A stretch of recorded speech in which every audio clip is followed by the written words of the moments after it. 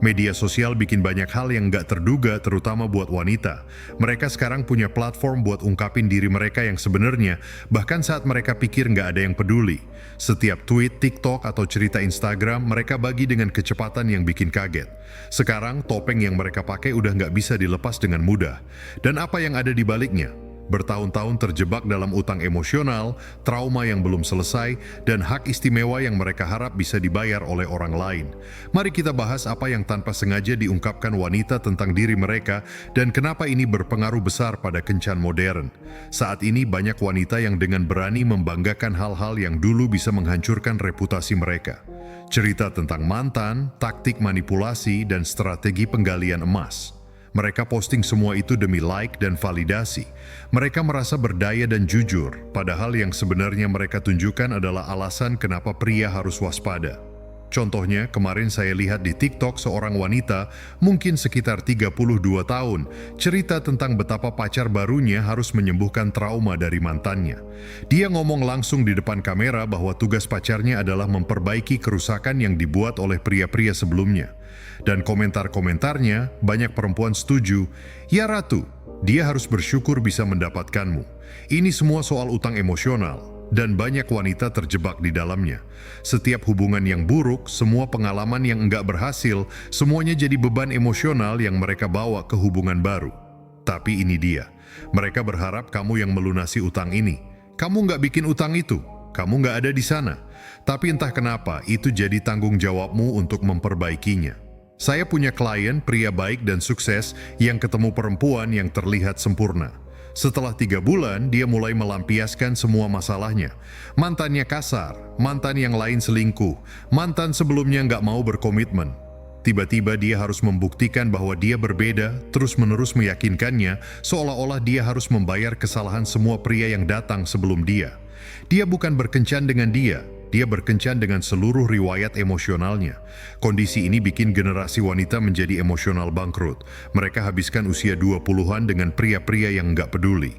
Mereka pikir perhatian seksual sama dengan cinta, orgasme sama dengan keintiman, dan berkirim pesan sama dengan koneksi. Sekarang mereka udah di usia 30-an, pahit dan mencari seseorang untuk disalahkan. Siapa yang jadi sasaran? Pria baik yang benar-benar mau berkomitmen. Nah, apa yang sebenarnya salah? Mereka sadar mereka terluka. Mereka tahu kemampuan mereka untuk menjalin ikatan sudah hancur. Mereka tahu mereka bawa beban berat. Tapi alih-alih memperbaiki diri, mereka bilang, "Kamu harus terima aku apa adanya." Enggak, sayang. Enggak ada yang harus terima omong kosongmu. Traumamu itu tanggung jawabmu, bukan pacarmu yang berikutnya. Rasa berhak itu luar biasa. Mereka benar-benar percaya setelah menghabiskan 1 dekade dengan pria-pria yang nggak mau berkomitmen, mereka pantas dapat suami yang sempurna yang akan menyembuhkan semua luka mereka. Mereka pikir seseorang harus muncul, mengabaikan masa lalu mereka, memperbaiki masalah mereka, membesarkan anak-anak mereka, dan bersyukur atas kesempatan itu. Ini semua delusi. Media sosial memperburuk keadaan. Sekarang mereka punya ruang untuk mendengarkan yang memberitahu mereka bahwa utang emosional mereka adalah pengalaman dan pertumbuhan. Bahwa kepahitan mereka adalah batasan. Mereka menciptakan bahasa sendiri untuk menghindari tanggung jawab. Itu bukan kerusakan. Itu perjalanan. Itu bukan beban. Itu cerita. Tapi yang nggak mereka katakan adalah setiap hubungan kasual meninggalkan luka. Setiap kali mereka memberikan tubuh mereka kepada seseorang yang nggak menghargai, itu mengukir sepotong jiwa mereka. Saat mereka siap untuk berumah tangga, mereka hampa. Mereka nggak punya apa-apa lagi untuk diberikan. Emosi mereka terkuras habis, kehabisan tenaga, mencoba membangun sesuatu yang nyata dengan perasaan palsu. Pasar seksual mengajarkan mereka untuk menggunakan tubuh mereka sebagai mata uang. Di usia 20-an, mata uang itu berharga. Mereka bisa dapat perhatian, validasi, bahkan komitmen dari pria-pria yang berharga untuk sementara.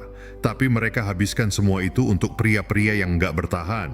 Sekarang mereka di usia 35 tahun, mata uang itu terdevaluasi dan mereka kesal karena skor kredit seksual mereka buruk.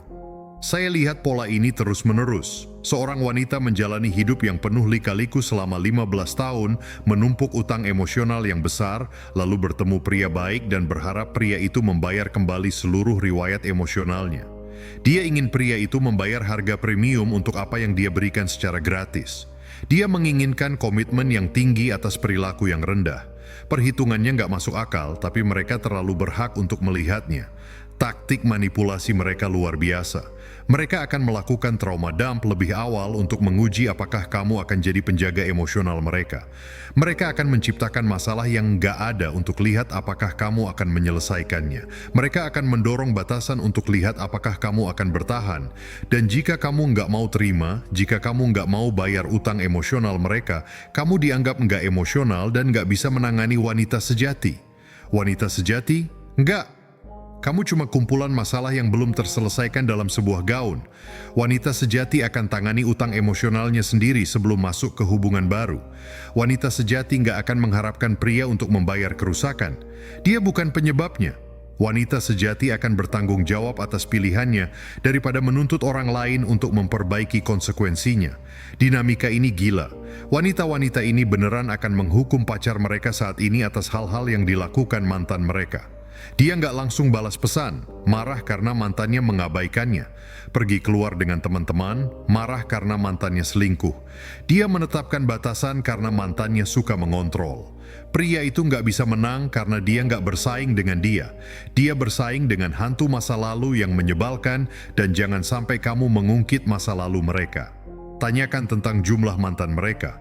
Kamu merasa nggak aman? Pertanyakan mengapa semua mantan mereka narsis. Kamu disalahkan, tunjukkan pola dalam riwayat hubungan mereka. Kamu menghakimi, mereka ingin kamu mengabaikan masa lalu mereka sambil menanggung akibatnya. Itu adalah beban emosional tanpa representasi. Kecanduan validasi adalah bagian terburuknya. Wanita-wanita ini menghabiskan bertahun-tahun mencari validasi melalui seks, sehingga mereka nggak bisa berfungsi tanpa perhatian terus-menerus. Mereka butuh ratusan like, puluhan kecocokan, kepastian terus-menerus. Perhatian dari seorang pria nggak cukup karena mereka terbiasa punya ratusan.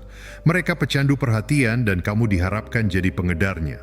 Media sosial menunjukkan hal ini dengan jelas. Perhatikan seorang wanita dalam hubungan yang masih mengunggah jebakan haus, masih cari validasi dari orang asing, masih menjaga pengorbit tetap siap. Dia nggak bisa berhenti karena kecanduannya terlalu kuat. Dia butuh suntikan dopamin dari perhatian pria, meskipun itu menghancurkan hubungannya. Dan ketika itu terjadi, entah bagaimana itu salahmu karena merasa nggak aman. Kerusakan psikologis dari semua ini permanen. Wanita-wanita ini nggak bisa menjalin ikatan dengan baik. Mereka telah melatih otak mereka untuk selalu mencari hal baru, untuk nggak pernah puas, untuk terus mencari yang lebih baik. Mereka membandingkan setiap pria dengan gabungan sifat-sifat terbaik dari setiap pria yang pernah bersama mereka. Kamu nggak bersaing dengan satu mantan. Kamu bersaing dengan monster Frankenstein yang terdiri dari 20 pria berbeda. Masa depan suram bagi para perempuan ini. Mereka menua dan keluar dari dunia seksual dengan utang emosional yang besar dan gak ada yang mau bayar. Mereka pahit, terluka, tak mampu membayar jaminan, dan menuntut perawatan premium untuk barang-barang yang kualitasnya buruk. Tembok nggak peduli dengan trauma mereka. Waktu nggak peduli dengan perjalanan penyembuhan mereka. Biologi nggak peduli dengan batasan mereka. Para pria mulai menyadari hal ini secara massal. Gerakan pil merah dengan segala kekurangannya mengajarkan para pria untuk mengenali utang emosional, melihat tanda-tandanya, dan menghindari jebakan. Setiap pria yang belajar tentang jumlah mantan, janda alfa, dan kerusakan emosional berarti berkurangnya satu pria yang bersedia membayar kesalahan orang lain. Tim pembersih akan mogok kerja. Proyeksinya luar biasa. Para perempuan ini menuduh para pria tidak tersedia secara emosional, padahal mereka adalah vampir emosional. Mereka mengklaim pria fobia komitmen, padahal mereka yang nggak mampu berkomitmen. Mereka bilang pria terluka karena membawa beban yang lebih berat daripada bandara. Selalu proyeksi, selalu defleksi, tak pernah refleksi. Media sosial memberi mereka tali untuk menggantung diri.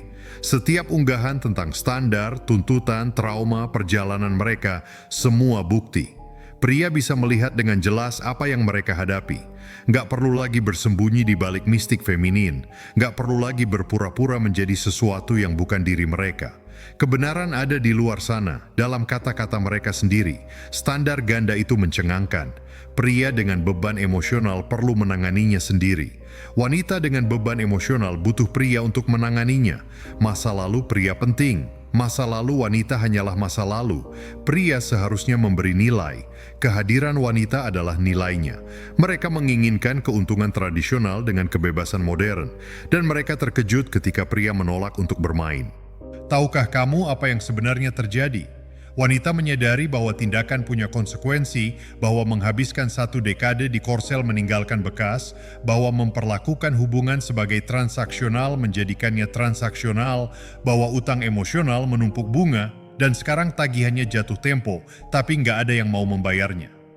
Orang pintar panik, mereka melihat tembok mendekat, merasa pilihan mereka menyusut, merasakan kekuatan mereka memudar. Orang bodoh malah menggandakan upaya, meningkatkan standar, dan meningkatkan tuntutan. Keduanya berakhir di tempat yang sama, sendirian dengan kucing-kucing mereka, bertanya-tanya kemana perginya semua pria baik itu. Pria baik bersama wanita yang nggak terlilit utang emosional. Inilah sifat kewanitaan sejati yang tak bisa mereka sembunyikan lagi. Mereka menginginkan manfaat dari kedua strategi tersebut. Kesenangan dari komedi putar dan keamanan dari komitmen, kegembiraan dari pria nakal dan stabilitas dari pria baik, kebebasan feminisme dan penyediaan tradisionalisme.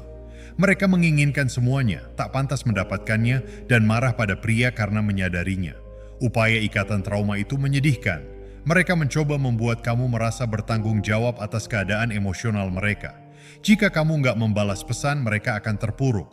Jika kamu menetapkan batasan, mereka akan runtuh. Jika kamu nggak memperbaikinya, kamu mengabaikan mereka. Mereka menjadikan kerusakan mereka sebagai senjata untuk mengendalikan kamu. Itu terorisme emosional, dan mereka pikir itu cinta. Pria perlu memahami ini. Kamu bukan pusat rehabilitasi untuk perempuan yang terluka. Kamu nggak bertanggung jawab untuk memperbaiki pilihan buruk orang lain. Kamu nggak berutang tenaga emosional kepada siapapun atas trauma yang nggak kamu sebabkan. Tugasmu adalah menemukan pasangan, bukan mengadopsi proyek. Jika dia datang dengan utang emosional, dia belum siap untuk menjalin hubungan. Konsekuensinya bersifat turun-temurun. Para perempuan yang terluka secara emosional ini membesarkan generasi berikutnya, mengajari putri mereka bahwa tanggung jawab itu opsional, mengajari putra mereka bahwa tanggung jawab laki-laki itu wajib, melanggengkan siklus disfungsi sambil mengunggah tentang cara memutus trauma generasi.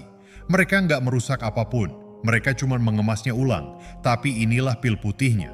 Pria punya pilihan, kamu bisa menolak untuk berkencan dengan utang emosional, kamu bisa menuntut yang lebih baik, kamu bisa menjauh dari barang-barang yang rusak. Kamu nggak harus menerima beban seseorang sebagai bebanmu, kamu nggak harus membayar untuk kejahatan yang nggak kamu lakukan, kamu bisa memilih kedamaian daripada masalah. Standarnya perlu dibalik. Alih-alih perempuan memiliki daftar tuntutan, pria membutuhkan daftar orang yang mendiskualifikasi. Jumlah mantan yang banyak, didiskualifikasi. Tak bisa berhenti membicarakan mantan, didiskualifikasi.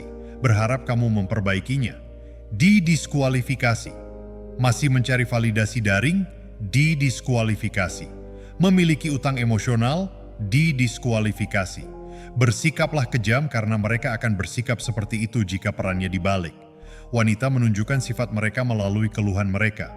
Ketika mereka mengeluh tentang pria yang tidak mau maju, mereka menunjukkan bahwa mereka butuh seseorang untuk menyelamatkan mereka. Ketika mereka mengeluh tentang ketidaktersediaan emosional, mereka menunjukkan bahwa mereka adalah vampir emosional. Ketika mereka mengeluh tentang masalah komitmen, mereka menunjukkan bahwa mereka putus asa. Dengarkan apa yang mereka keluhkan, itu memberitahumu segalanya. Bilik pengakuan media sosial terus memberikan bukti.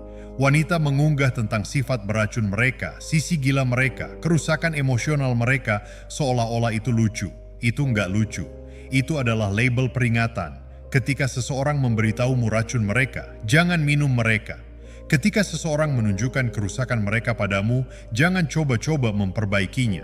Ketika seseorang menunjukkan sifat mereka, percayalah. Inilah yang nggak dibicarakan siapapun.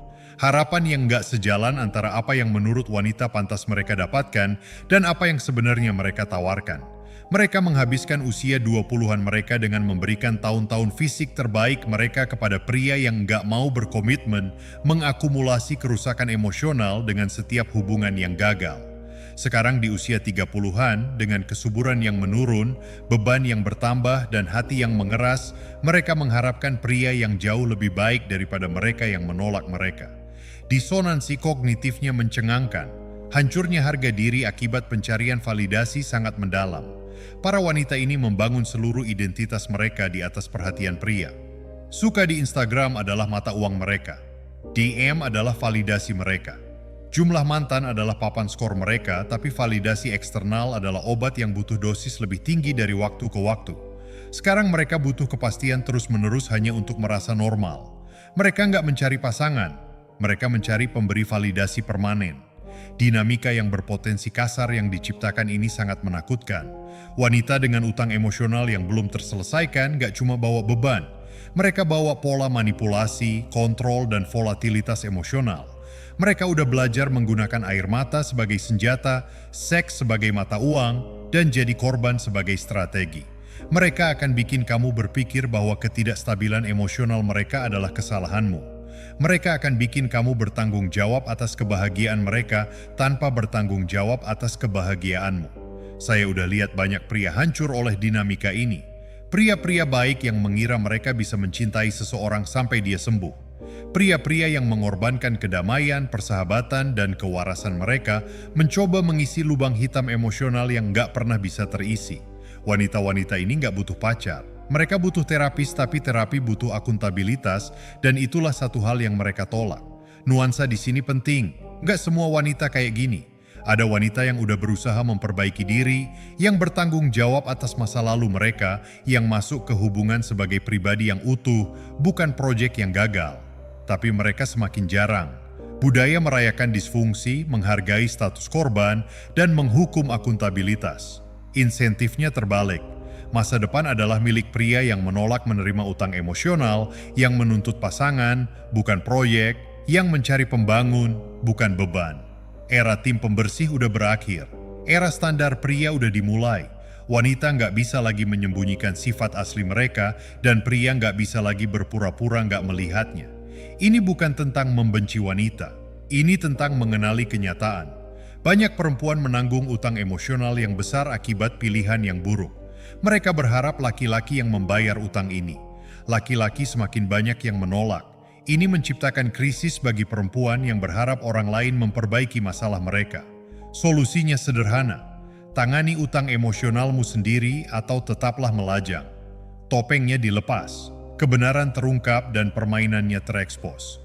Perempuan secara tidak sengaja menunjukkan kepada kita siapa mereka sebenarnya dan apa yang mereka harapkan.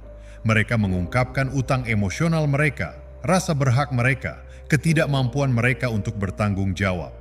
Mereka nggak bisa lagi menyembunyikan sifat asli mereka karena mereka menyiarkannya setiap hari untuk mendapatkan like dan validasi. Jadi apa yang kamu lakukan dengan informasi ini? Pertama, kenali utang emosional saat kamu melihatnya. Kedua, tolak untuk membayar kerusakan yang nggak kamu sebabkan. Ketiga, tuntut akuntabilitas dan tanggung jawab dari calon pasangan. Keempat, jauhi siapapun yang berharap kamu untuk memperbaikinya. Hidupmu terlalu pendek untuk dihabiskan untuk membayar kartu kredit emosional orang lain. Tembok itu tetap tak terkalahkan. Waktu terus berdetak. Biologi nggak peduli dengan perasaan. Dan laki-laki mulai sadar. Perempuan nggak bisa lagi menyembunyikan sifat asli mereka. Dan itulah yang terbaik. Hal yang mungkin saja terjadi. Karena sekarang kita bisa melihat dengan tepat apa yang kita hadapi dan membuat keputusan yang tepat. Pengetahuan adalah kekuatan. Dan mereka memberi kita semua pengetahuan yang kita butuhkan untuk para pria yang membaca ini. Kamu pantas mendapatkan yang lebih baik daripada utang emosional seseorang. Kamu pantas mendapatkan pasangan yang mampu menangani masalahnya sendiri. Kamu pantas mendapatkan seseorang yang memberi nilai tambah, bukan masalah. Jangan puas dengan barang rusak hanya karena tersedia.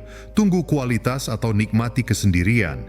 Keduanya lebih baik daripada membayar kesalahan orang lain. Kepada para wanita yang membaca ini yang tersulut emosi, kemarahanmu membuktikan maksudnya. Jika ini nggak berlaku untukmu, kamu nggak akan marah.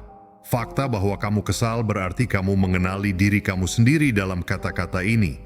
Daripada marah pada pria karena memperhatikan, mungkin atasi utang emosionalmu. Mungkin bertanggung jawablah. Mungkin jadilah seseorang yang layak untuk berkomitmen. Permainan telah berubah. Asimetri informasi telah hilang. Para wanita menunjukkan kartu mereka dan itu penuh dengan emosi, utang, dan hak pribadi. Pria sekarang dapat membuat keputusan berdasarkan perilaku yang terungkap, bukan berdasarkan kebohongan yang indah. Pasar seksual sedang mengalami koreksi dan mereka yang memiliki utang emosional paling besar akan menanggung akibatnya.